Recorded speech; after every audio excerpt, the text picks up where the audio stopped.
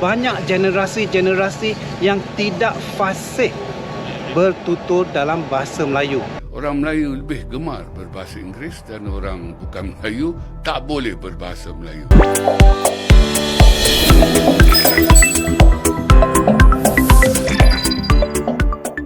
Assalamualaikum warahmatullahi wabarakatuh. Halo teman-teman, jumpa lagi di Aryan M Channel. Oke, buat teman-teman yang klik video ini, saya harapkan mudah-mudahan teman-teman selalu dalam kondisi sehat walafiat, dan jangan lupa dukung channel ini dengan cara like juga subscribe. Baik, di kesempatan kali ini saya akan ajak teman-teman untuk melihat satu buah video di mana ada pernyataan dari orang Malaysia yang mengatakan Malaysia sampai 2024 ini hanya melahirkan generasi-generasi yang tak fasih berbahasa Melayu, bahasa kebangsaan. Oke, seperti apa videonya? Sebelum kita berkomentar, kita akan lihat dulu. Bismillahirrahmanirrahim. Nama saya Haji Zainul. Saya mewakili Badan Bertindak Bandar Kinara. Ada dua isu. Saya nak minta Menteri Pendidikan kita untuk mengamati bahasa Melayu di semua sekolah dalam sistem pendidikan kebangsaan. Saya nak dia meneliti dan juga mengambil ini sebagai satu isu nasional. Bukan nak buka atau tutup kantin.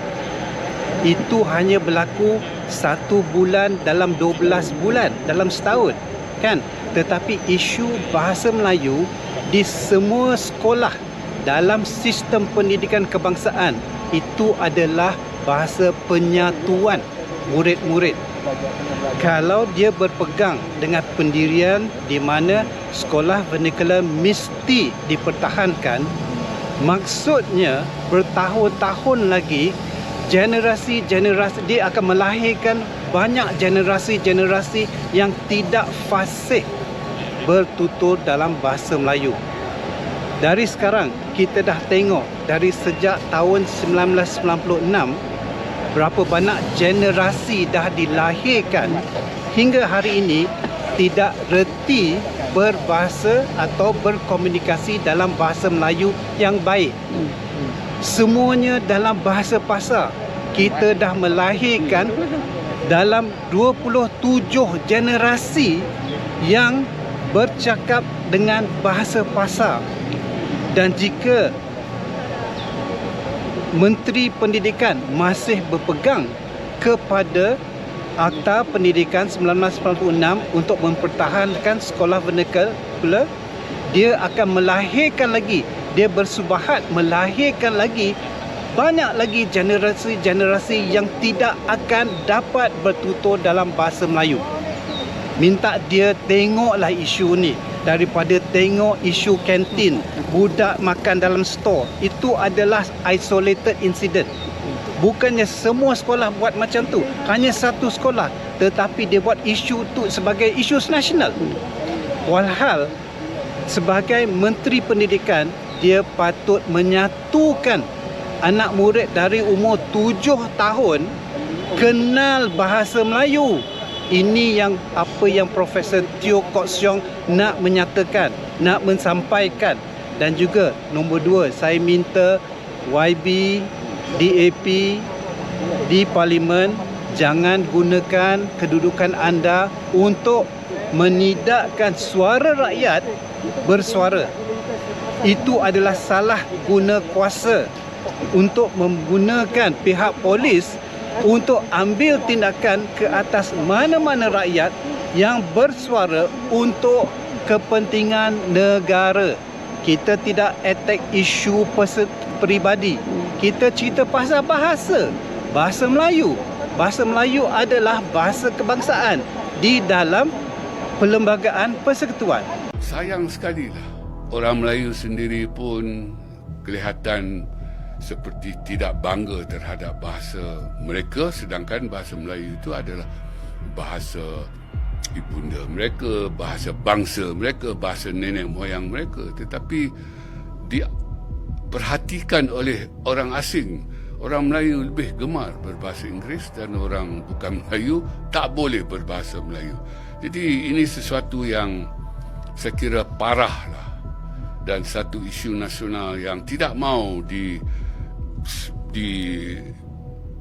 dibincangkan oleh ahli-ahli politik, para pemimpin kita, dan kita selalu tolak ke tepi. Dan saya kira ia akan jadi bom jangka, dan kes ataupun kejadian memperbaharui pasport ini saya kira sudah pun meletup kes ini kan. Dan walaupun sudah meletup, tetapi sayang sekali lah kita, rakyat kita lah terutama yang bukan Melayu ni, begitu buta hati, tak nampak isu yang sebenarnya, iaitu tak patutlah, tak kenalah warga negara tak boleh berbahasa negara. Tetapi diherutnya isu ini, dipersalahkan pegawai immigration itu, dituntut diambil tindakan dan sebagainya, seperti yang pernah diambil terhadap guru dan polis itu kan, yang ditukar jawatannya kepada yang lebih rendah barangkali. Jadi saya kira ini satu isu nasional, bukan ciptaan kerajaan sekarang, sudah lama wujud yang tidak ditangani pun. Barangkali sudah sampai waktunya kerajaan sekarang ada keberanian politik lah untuk menangani masalah ini, iaitu warga negara. Saya kira ramai yang tak boleh berbahasa negara, sesuatu yang tak berlaku di tempat lain. Jadi ya, kita harus berjiwa besar, kita harus mengakui kita ada masalah dalam proses pembentukan negara bangsa, dalam kita melahirkan warga negara itu. Kita ada masalah. Macam mana boleh ada warga negara yang tak boleh berbahasa negara, dan apabila ditegur, lawan balik pula tu. Tapi malang sekali, ada orang Melayu yang menyokong kejadian ini, bahawa tak perlu pun seorang warga negara itu mengikut perlembagaan kita fasih dalam bahasa Melayu. Orang Melayu yang membela sehingga mereka merujuk kepada perlembagaan persekutuan memang tidak ada dalam perlembagaan persekutuan kita bahawa seorang warga negara ini harus cekap berbahasa negara. Tidak ada. Jadi orang Melayu memberitahu orang Cina dan orang bukan Melayu tak perlu pun. Jadi saya kira apabila orang Melayu, walaupun ada seorang dua yang macam tu, seluruh sejarah orang Melayu itu dinafikan.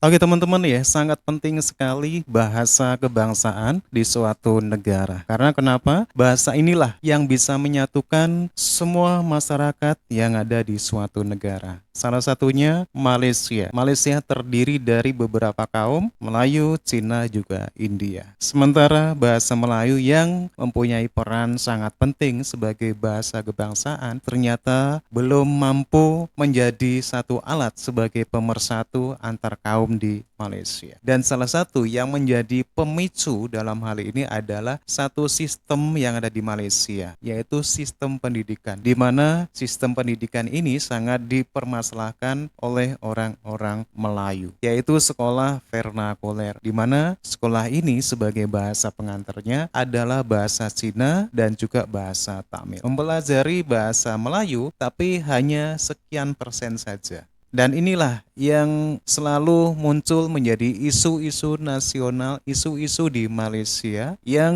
dikhawatirkan kedepannya akan mengancam kedaulatan Malaysia sendiri. Berbeda dengan bahasa Indonesia benar-benar sudah menjadi satu alat persatuan bagi masyarakat Indonesia. Oke teman-teman, demikian. Menurut teman-teman gimana? Silakan teman-teman bisa berkomentar. Jangan lupa like and subscribe channel ini. Terima kasih dan sampai jumpa lagi di video berikutnya. Wassalamualaikum warahmatullahi wabarakatuh.